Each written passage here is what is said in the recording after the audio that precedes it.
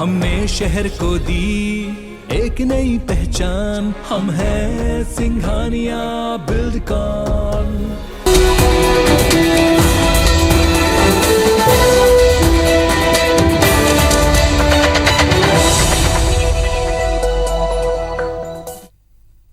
नमस्कार, मैं हूं रसिका पांडे। आप देख रहे हैं IBC 24 खबर की 10 बजे की खबरों में आप सभी का बहुत बहुत स्वागत है। बुलेटिन की शुरुआत करेंगे बस्तर से, जहां मुख्यमंत्री भूपेश बघेल बस्तर नगर पंचायत के लाल बहादुर शास्त्री मैदान में आयोजित सम्मान समारोह में शामिल हुए। इस दौरान मुख्यमंत्री भूपेश बघेल ने मुख्यमंत्री कन्या विवाह योजना के तहत आयोजित सामूहिक कार्यक्रम में 191 नवविवाहित दंपतियों को आशीर्वाद दिया। इस अवसर पर मुख्यमंत्री ने बस्तर को 104 करोड़ रुपए से अधिक की राशि के 31 विकास कार्यों की सौगात दी। सीएम ने सम्मेलन में 70 करोड़ रुपए की लागत के 17 कार्यों का लोकार्पण और शिलान्यास किया। लगभग 34 करोड़ और 33 लाख रुपए के विकास कार्यों का भूमि पूजन किया। इसके साथ ही बस्तर नगर पंचायत क्षेत्र के 11 हितग्राहियों को व्यक्तिगत वन अधिकारी पत्र प्रदान किया गया। सीएम ने 7 जिलों के सिरहा, बैगा, गुनिया पुजारियों को सम्मान निधि देने का ऐलान भी किया है। बीजेपी पर तंज कसते हुए सीएम ने कहा कि प्रदेश बीजेपी प्रभारी छत्तीसगढ़ के वरिष्ठ नेताओं को महत्व नहीं देती है।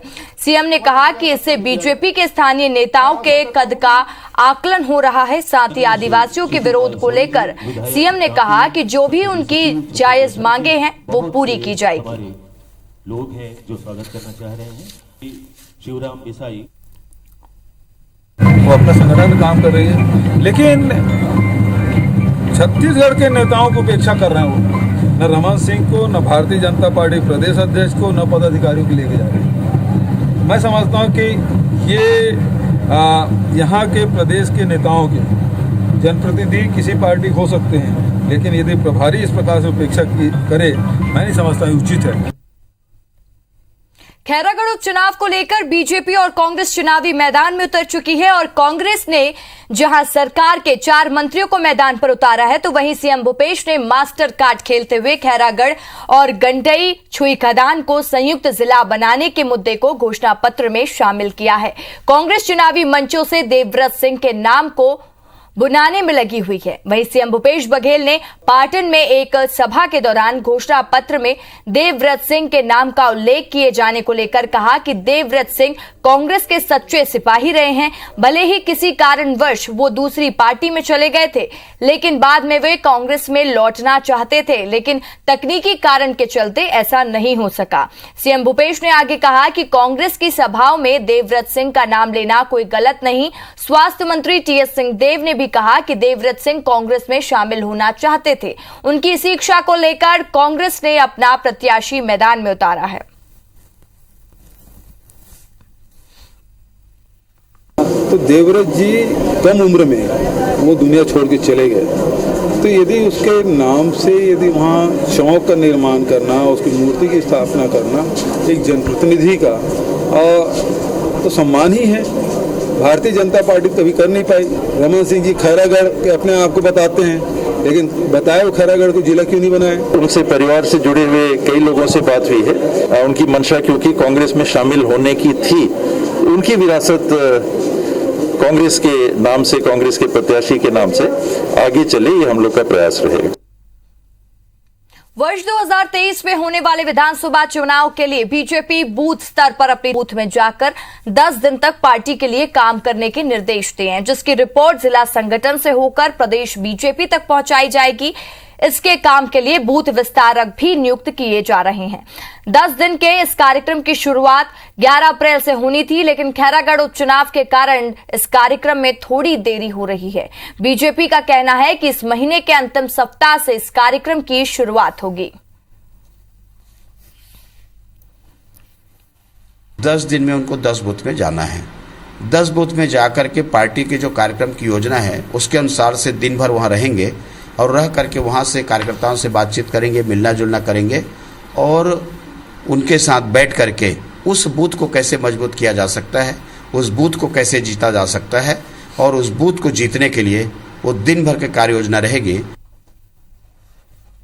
कांग्रेस ने अगले चुनाव की तैयारियां भी शुरू कर दी हैं। बीजेपी सरकार ने पचमढ़ी में पूरी कैबिनेट के साथ चिंतन किया और ताबड़तोड़ फैसले लिए। अब कांग्रेस भी कमलनाथ सरकार के पूर्व मंत्रियों के साथ मंथन करने जा रही है। खबर मिली है कि बीजेपी सरकार को सड़क से सदन तक आईना दिखाने के लिए कांग्रेस ने शैडो कैबिनेट बनाने का फैसला किया है। शैडो कैबिनेट बनाने का मकसद बीजेपी सरकार की नीतियों, गड़बड़ियों और घोटालों पर नजर रखना है। फिलहाल कांग्रेस 4 अप्रैल को पूर्व मंत्रियों के साथ बड़ा मंथन करने जा रही है और कांग्रेस की कोशिश है कि लोगों के बीच सक्रिय विपक्ष के तौर पर नजर आए। और कांग्रेस विधायक पूर्व मंत्री पीसी शर्मा ने कहा कि हम तैयारी कर रहे हैं बीजेपी सरकार के घपले और घोटालों की पोल खोलने के लिए। उधर मध्य प्रदेश के गृह मंत्री नरोत्तम मिश्रा ने कांग्रेस की शैडो कैबिनेट पर तंज कसते हुए कहा कि कांग्रेस ने इसके पहले विधानसभा सत्र के लिए भी शैडो कैबिनेट बनाई थी, लेकिन उसका क्या हाल हुआ सबके सामने है। पूर्व मंत्री हैं कमलनाथ जी सरकार के, वो जो भी आदेश देंगे, जो भी काम सौंपेंगे, उसको पूरी ताकत से ये सभी पूर्व मंत्री करेंगे। ये तो इस सरकार में घोटाले के अलावा हो क्या रहा है, बेरोजगारी के अलावा हो क्या रहा है, महंगाई के अलावा हो क्या रहा है। किसान, कर्मचारी, मजदूर सब परेशान हो रहे हैं, इन लोगों को बेरोजगार कर रहे हैं। इन सब की लड़ाई कमलनाथ जी का पुराना मंत्री पूरी ताकत से लड़ेगा। पहले भी कह चुके हैं विधानसभा की शैडो की तरह काम करें, बैठक ही बुला सकते हैं। वो आप क्या दौरे करने की उम्मीद कर रहे हैं उनसे? मध्य प्रदेश में बीजेपी के नेता और कार्यकर्ता पहली बार 6 अप्रैल को प्रभात फेरी में पैदल चलते नजर आएंगे। बीजेपी के स्थापना दिवस पर पार्टी प्रदेश के सभी जिला मंडलों में स्थापना दिवस पार्टी मनाने की तैयारी में है। 6 अप्रैल को सभी जिला मंडलों में स्थापना दिवस मनाया जाएगा। सुबह पार्टी के नेता और कार्यकर्ता प्रभात फेरी निकालेंगे। इस दौरान बीजेपी नेता और कार्यकर्ता भगवा टोपी और भगवा गमछा पहने नजर आएंगे। प्रभात फेरी के बाद सभी कार्यकर्ता प्रधानमंत्री नरेंद्र मोदी का संबोधन सुनेंगे और इसके लिए एलईडी स्क्रीन की व्यवस्था की जा रही है। कार्यक्रमों में मंत्री, विधायक, सांसद समेत सभी पदाधिकारी और साथ ही कार्यकर्ताओं को शामिल होने के निर्देश दिए गए हैं और पार्टी कार्यकर्ता अपने अपने घरों में झंडा भी लगाएंगे। कांग्रेस इसे बीजेपी का इवेंट कहते हुए कह रही है कि महंगाई, बेरोजगारी पर जवाब नहीं देंगे बीजेपी वाले और इवेंट करेंगे।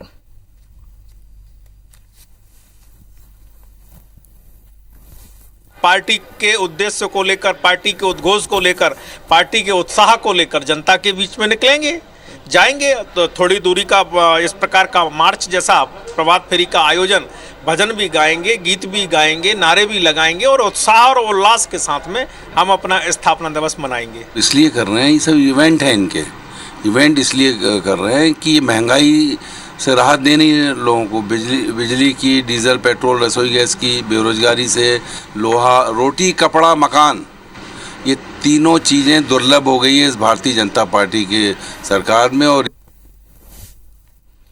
मध्य प्रदेश में बिजली संकट और बिजली की खपत को कम करने के लिए सरकार ने ऊर्जा संरक्षण भवन संहिता पर अमल शुरू कर दिया है और उसके तहत प्रदेश में नए नियम प्रदेश में लागू किए गए हैं। दरअसल अब बिल्डिंगों को बनाने के लिए ऐसे डिजाइन या नक्शा अपनाने होंगे जिससे प्राकृतिक प्रकाश पर्याप्त मात्रा में मिले और बिजली की खपत कम हो सके।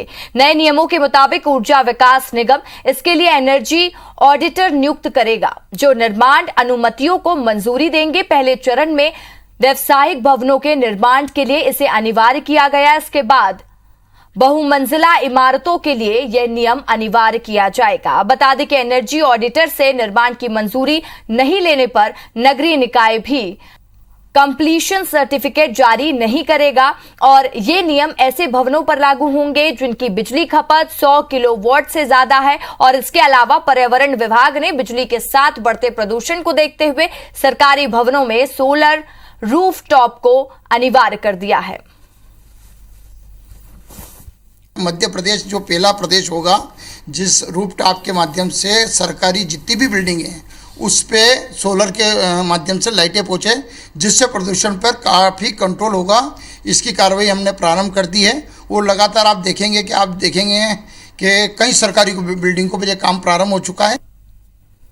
रायगढ़ जिला भाजपा अध्यक्ष उमेश अग्रवाल पर पार्टी की ही एक महिला कार्यकर्ता के लगाए छेड़खानी के आरोप और थाने में शिकायत करने के बाद मामला गर्मा गया है। आज जिला बीजेपी अध्यक्ष ने पार्टी कार्यालय में प्रेस कॉन्फ्रेंस कर सफाई देते हुए इस मामले को निराधार बताया है। जिला अध्यक्ष ने यह भी कहा कि लगातार पार्टी के पदाधिकारियों के खिलाफ कुछ लोग षड्यंत्र कर रहे हैं, जिससे पार्टी की छवि खराब हो रही है और इस मामले को प्रदेश भाजपा ने काफी गंभीरता से लिया है और जांच की कार्रवाई भी शुरू कर दी है।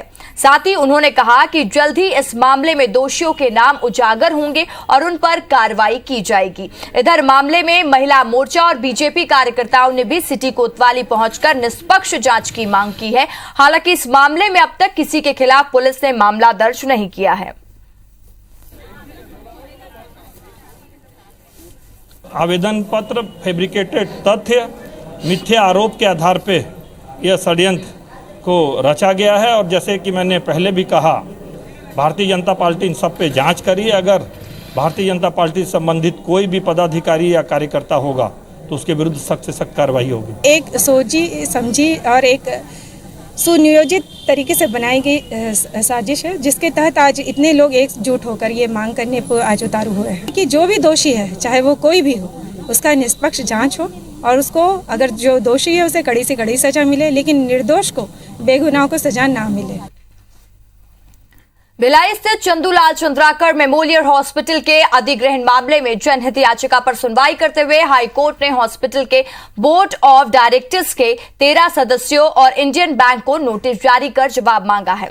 वहीं जनहित याचिका में चंदूलाल चंद्राकर मेमोरियल हॉस्पिटल अधिग्रहण अधिनियम 2021 को चुनौती दी गई है। इस जनहित याचिका में कहा गया है कि अधिग्रहण अधिनियम को लागू करने में राज्य शासन ने चूक की है, जिससे जनहित प्रभावित हुआ है और चंद्राकर मेमोरियल हॉस्पिटल का निर्माण लीज की भूमि पर कराया गया है और इसे एक निजी संस्था चला रही है। लीज पर दी गई भूमि को विक्रय, गिरवी या नीलाम नहीं किया जा सकता। इसके बाद भी नियमों को ताक पर रखकर जमीन को बैंक में गिरवी रखकर लोन लिया गया है। याचिकाकर्ता ने बोर्ड ऑफ डायरेक्टर्स पर अवैध दस्तावेज पर लोन लेने का आरोप लगाया है। अपनी याचिका में अमित चंद्राकर ने कहा कि बाद में लोन के पैसों की वंदरवांट की गई है।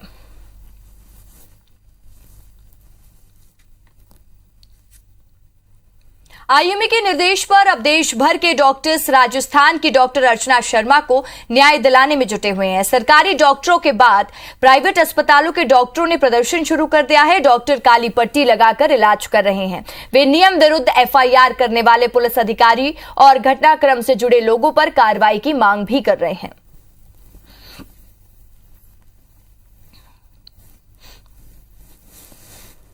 प्रशासन और शासन समय पर काम करता, पुलिस अधिकारी इस मामले की पर्याप्त जांच करते तो एक यंग डॉक्टर को आत्महत्या के लिए मजबूर नहीं होना पता। हम चाहते हैं कि इस केस को टेस्ट केस बनाया जाए। पूरे देश में जो पुलिस अधिकारी इस बात की गलती कर रहे हैं उनको हटाकर यह संदेश दिया जाए कि कोई भी प्रशासन का अधिकारी इस प्रकार डॉक्टर के प्रताड़ना में सहभागी बनता है तो शासन और प्रशासन बहुत कड़े कदम उठा सकता है। छत्तीसगढ़ जनसंपर्क अधिकारी संघ का प्रांतीय अधिवेशन शनिवार को राजधानी के वृंदावन हॉल में आयोजित किया गया। इस बैठक में जनसंपर्क विभाग और उनके अधिकारी कर्मचारी से जुड़े कई प्रस्ताव पारित किए गए हैं। सबसे अहम प्रस्ताव विभागीय सेटअप के रिवीजन को लेकर रहा। मौजूदा समय में जनसंपर्क का दायरा काफी बढ़ गया है। प्रिंट मीडिया के साथ साथ इलेक्ट्रॉनिक मीडिया और सोशल मीडिया में भी समाचारों का प्रचार प्रसार करना होता है। इसके लिए तत्काल सेटअप रिवाइज जरूरी है और इसे लेकर जल्द ही संघ के पदाधिकारी मुख्यमंत्री से मुलाकात कर अनुरोध करेंगे। साल में हर दिन सक्रिय रहकर दायित्व 20 साल में 1 माह का अतिरिक्त वेतन देने का प्रस्ताव पारित किया गया। इस अधिवेशन में संघ का कार्यकारिणी और सदस्यों एवं पदाधिकारियों का भी चुनाव किया गया।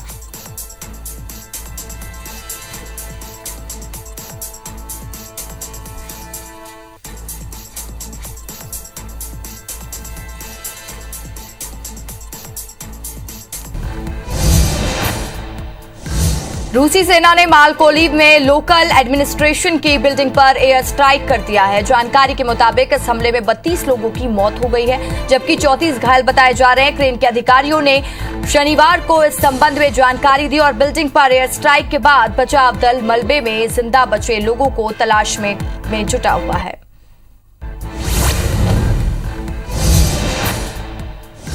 नेपाल के प्रधानमंत्री से मुलाकात के दौरान पीएम मोदी ने कहा कि शेर बहादुर देउवा भारत के पुराने मित्र हैं। भारत नेपाल संबंधों में विकास में देउवा जी का अहम भूमिका रहा है और साथ ही हम अनादि काल से सुख दुख के साथी रहे हैं। नेपाल की शांति, प्रगति और विकास की यात्रा में भारत एक मजबूत साथी रहा है। देश भर में गर्मी का सितम जारी है। मौसम विभाग के मुताबिक इस साल मार्च महीने में दिन का औसत तापमान 33.01 डिग्री सेल्सियस रहा, जबकि 1901 में औसत तापमान 32.5 डिग्री सेल्सियस था। इस साल मार्च में सबसे अधिक तापमान नॉर्थ वेस्ट और सेंट्रल इंडिया में दर्ज किया गया है।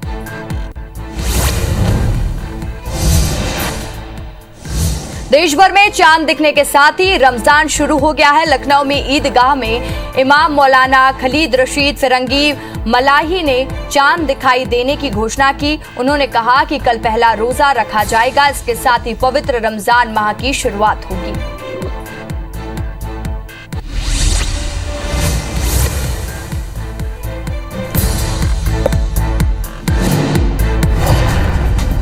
इस वक्त की बड़ी खबर उज्जैन से, जहां सीएम शिवराज सिंह चौहान का बड़ा बयान सामने आया है। होटलों के नाम अंग्रेजी में दिखाई देने पर यह बयान उन्होंने दिया है। उन्होंने कहा कि सभी होटलों के नाम हिंदी में लिखवाएं, अभियान चलाएं और नाम हिंदी में लिखवाएं, अंग्रेजी के साथ हिंदी में भी नाम लिखें। सीएम शिवराज सिंह चौहान का इस वक्त का बड़ा बयान सामने आया है। सीएम शिवराज सिंह चौहान ने कहा है कि होटलों के नाम अंग्रेजी के साथ साथ हिंदी में भी लिखवाएं। मंगल तिलक किया और एक उपहार दिया उज्जैन को कि एक संकल्प ले लो आज। अब पता नहीं लाल पीले अक्षरों में अंग्रेजी में पता नहीं कौन कौन सी प्रीमियर इंपीरियल। अरे अब अंग्रेज अपने सामने लटका रहे। हम काहे को अपनी भाषा भूले, संस्कृत हिंदी। और इसलिए आप अभियान चलाइए, हर दुकान से, होटल से, जितने भी संस्थान है, बात कीजिए कि अंग्रेजी में लिखो, हमें आपत्ति नहीं, लेकिन ऊपर हिंदी में लिखो। हमारे साथ हमारे संवाददाता उज्जैन से इंद्रेश जुड़ चुके हैं। इंद्रेश, सीएम शिवराज सिंह चौहान ने बड़ा बयान दिया है होटलों को लेकर। उन्होंने कहा है कि होटलों में इंग्लिश के साथ साथ हिंदी में भी नाम लिखवाया जाए, जानकारी दें। जी बिल्कुल, बताना चाहूंगा कि मुख्यमंत्री आज उज्जैन प्रवास में थे और इस दौरान उन्होंने यहाँ के कई कार्यक्रमों में भाग लिया। लेकिन विक्रम उत्सव के समापन और गौरव दिवस को लेकर जब वो रामघाट पहुंचे तो वहां उन्होंने अपने उद्बोधन में ये बात कही है कि मैंने मुख्यमंत्री जी का यह कहना है कि मैंने रास्ते पर देखता आया हूँ कि उज्जैन में बड़ी बड़ी होटलें हैं और सभी होटलों के नाम इंग्लिश में बड़े अक्षरों में लिखे गए हैं। कहीं पर भी मुझे हिंदी में होटलों के नाम देखने में नहीं आए। तो इसको उन्होंने आपत्ति जताते हुए कहा है कि उज्जैन में जिला प्रशासन को कार्रवाई करना चाहिए और एक अभियान चलाना चाहिए कि इन होटलों के नाम जो है हिंदी में लिखा जाए। सबसे पहले हिंदी में लिखा जाए ऊपर, उसके बाद इंग्लिश में नीचे लिखा जाए। देखा जाए तो उज्जैन एक धर्म नगरी है, जिसे लेकर उन्होंने ये बयान दिया है। वहीं इस सारे पूरे मामले को लेकर होटल व्यापारी संघ का ये कहना है कि हमें तो हम होटल का निर्माण करते हैं वो जिला प्रशासन और मध्य प्रदेश सरकार की गाइडलाइन का पालन करते हुए करते हैं। यदि इस तरह की कोई गाइडलाइन मध्य प्रदेश सरकार द्वारा शामिल की जाती है तो उसको हम पालन करते हुए हम नाम हिंदी और इंग्लिश दोनों में ही लिखवाएंगे। और बड़े अक्षरों में, जिस तरीके से शिवराज सिंह चौहान ने जोर दिया है कि होटलों के जो नाम है बड़े अक्षरों में हिंदी में लिखे जाएं, उसके बाद में इंग्लिश में लिखना हो उनकी इच्छा हो, लेकिन डिपेंड ये करता है कि उनका ये कहना है कि हिंदी को प्राथमिकता दी है यहाँ उन्होंने। जी इंद्रेश, बिल्कुल हिंदी हमारी राष्ट्रभाषा है और लोग धीरे धीरे अपनी संस्कृति और अपनी परंपरा और इस भाषा को भी भूलते जा रहे हैं। और उस बीच सीएम शिवराज सिंह चौहान का ये बयान सामने आना और होटलों के नाम को हिंदी में लिखवाए, ये भी जरूरी है। तमाम जानकारी के लिए शुक्रिया इंद्रेश आपका। खान पान के स्वाद में सबसे अहम भूमिका निभाने वाले नींबू मिर्ची के बड़े दाम ने इन दिनों लोगों का जायका बिगाड़ दिया है। वहीं पेट्रोल डीजल के दामों में बढ़ोतरी के कारण हरी सब्जियों के भाव तो पहले ही बढ़े थे, उस पर अब नींबू और मिर्ची के आवक कम होने और डिमांड बढ़ने की वजह से दाम आसमान छूने लगे हैं।